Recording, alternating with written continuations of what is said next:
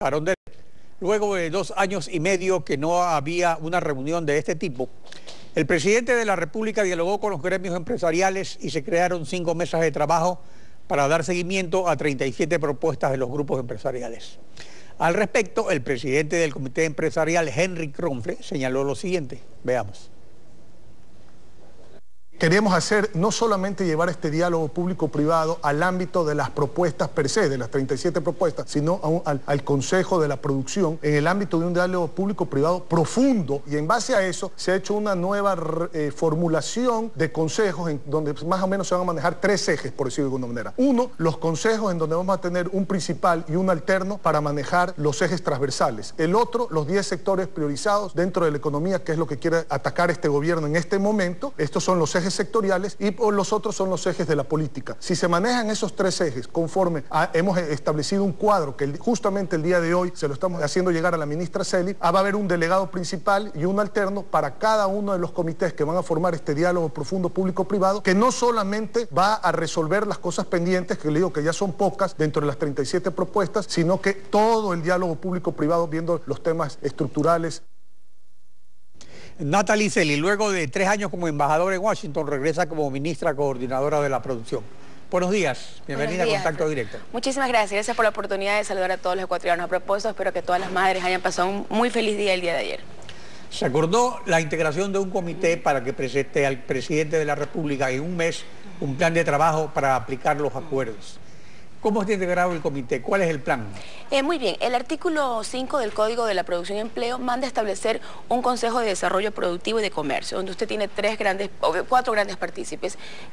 Por un lado, pues el sector privado, por otro lado, las organizaciones sindicales, los gobiernos locales. Usted conoce que la competencia de desarrollo productivo está a cargo de los prefectos, y la cuarta, las universidades. Estamos articulando todos esos 4 vías de diálogo, y con el sector privado, como bien lo ha dicho Henry Kronfle, tenemos 7 mesas de diálogo por 7 ejes estratégicos.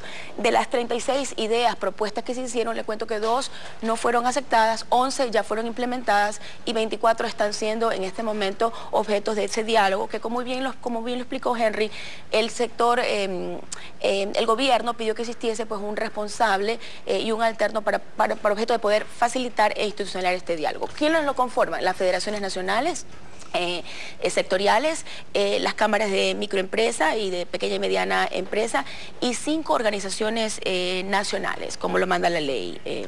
¿Y las 11 implementadas cuáles son?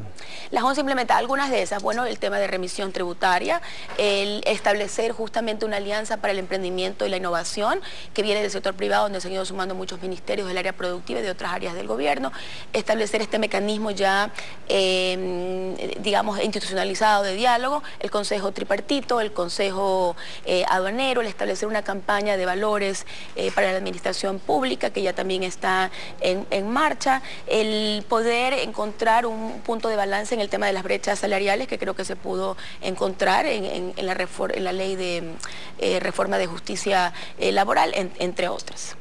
Sobre el 2 de marzo el tema de ICD, por ejemplo, este es un tema muy importante que se me gustaría explicarle a la ciudadanía. Usted antes sí obtenía financiamiento hacia mayor a un año plazo, dentro de las tasas establecidas por el Banco Central, pues el ICD de divisas exactamente, sí, no se pagaba, pero hay algunos elementos que se quedaban por fuera de ese financiamiento en temas de microfinanzas, o cuando los bancos que financiaban al país pertenecían a otros sectores que no era el financiero propiamente establecido. En la ley que recién acaba de pasar de remisión tributaria se incluyó un artículo para que sea la Junta Monetaria la que defina los parámetros que permitan que organizaciones que no son típicamente tipificadas como instituciones del sistema bancario internacional puedan ofrecer ese tipo de financiamiento, y de esa manera bajar los costos y transferir esos costos, por ejemplo, al mundo de las microfinanzas. Claro, esencialmente porque en un régimen dolarizado los dólares no se necesita que estén aquí depositados, sino que vengan y se vayan, necesitamos que vengan, claro, y que se queden en la economía, digamos, en una economía dolarizada. Lo que usted justamente quiere es maximizar el flujo de inversión, el flujo de divisas que ingresen al país para fortalecer el sistema dolarizado. Ahora, el 2 de marzo se dejó claro que las sobretasas no eran un tema de conversación. En consecuencia, el objetivo es establecer la forma en que el sector privado va a colaborar con las decisiones del gobierno para enfrentar la difícil situación económica por la caída del precio del petróleo? Bueno, yo no diría difícil situación económica. Usted tipifica una crisis en la economía cuando usted tiene dos ciclos de crecimiento difícil, negativo. usando es difícil. la palabra del gobierno, no crisis. Es difícil, sí. No, yo creo que hay muchísimas oportunidades en el país, después de una fuerte inversión pública de muchísimos años, donde yo creo que ha mejorado muchísimo la competitividad sistémica, no lo digo yo, lo dice el Foro Económico Mundial, hemos mejorado las condiciones para que las empresas puedan operar. Creo que es muy importante dar un impulso muy fuerte a la inversión privada, que también ha existido en el país. Yo he escuchado comentarios acerca de que existe poca inversión extranjera directa.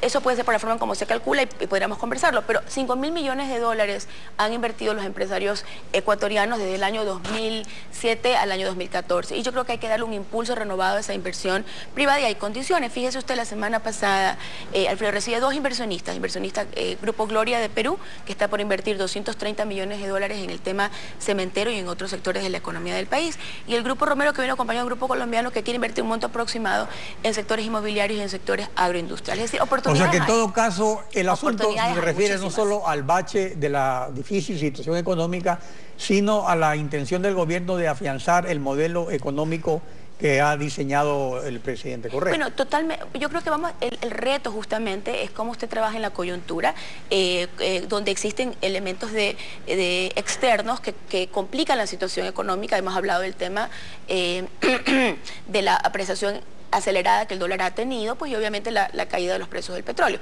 Pero lo importante es qué pasa después de las salvaguardas, cómo juntos el sector público y el sector privado tenemos una agenda productiva que permita los elementos de transformación que siempre se ha buscado, el cómo generamos mayor valor agregado. Y en eso también estamos dialogando y es muy importante que el país conozca que esta estrategia del cambio de la matriz productiva que ha sido liderada por el señor vicepresidente tiene 5 ejes. El eje agropecuario, porque es tremendamente importante todo lo que podemos obtener. El agroindustrial, tenemos un plan agroindustrial para el 2025, el de industrias intermedias, el de industrias básicas que lidera el Ministerio Coordinador de Sectores Estratégicos, el de servicios, porque cómo podemos tener una economía donde hay mayor innovación si los servicios intensivos en conocimiento, los servicios operativos, los logísticos, los de transporte, no tienen realmente calidad y son un eje de la innovación. Y finalmente también el eje de Ecuador Potencia Turística, que si bien es un servicio más, es un sector al cual hemos querido dar pues un peso muy específico y donde existe muchísimo potencial para el país.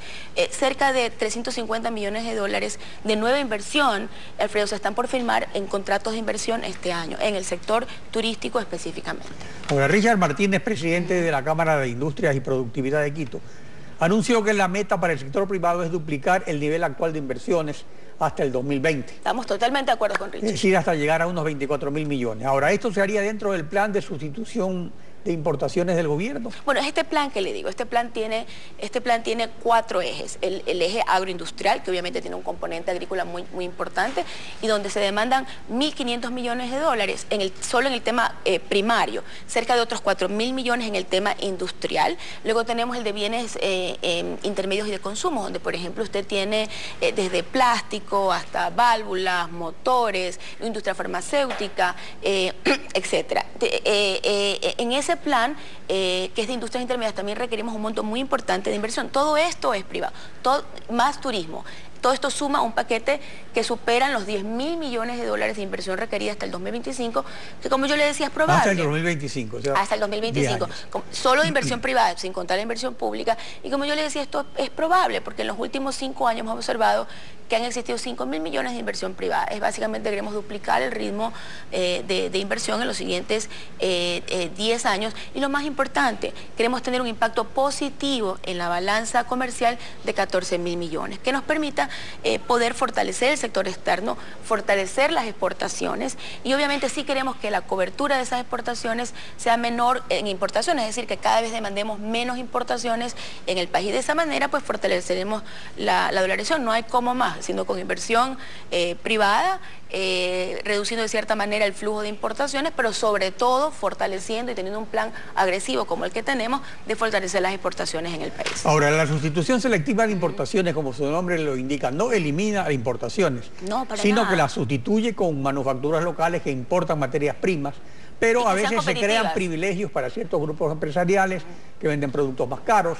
algunos de dudosa calidad porque no tienen competencia de productos extranjeros, mientras, por ejemplo, la sustitución de la importación de combustibles con materia prima propia sigue postergada, igualmente la pasta de soya para alimentos balanceados, que son montos apreciables. Bueno, a ver, la sustitución de importaciones tiene un carácter estratégico, es decir, y en este momento la consultora Bain, una consultora pues de muy amplio prestigio internacional, acaba de concluir ya los estudios más detallados, si usted quiere, de aquellos sectores en que tenemos un gran nivel o un potencial de competitividad. No se quiere sustituir todo, no necesariamente Ecuador puede producir todo a precios que sean competitivos.